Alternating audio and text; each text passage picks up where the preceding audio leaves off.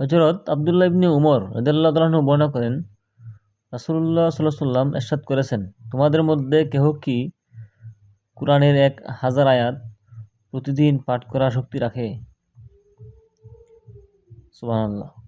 সাহাবারা আরজ করলেন, কার এ শক্তি আছে যে প্রতিদিন 1000 আয়াত পাঠ করবে? তখন নবীজি সাল্লাল্লাহু আলাইহি ওয়াসাল্লাম বললেন, তবে কি তোমাদের মধ্যে কেউ এতটুকু পারে না যে সূরা আলহাকুমুত তাকাসুর পাঠ করে নিবে?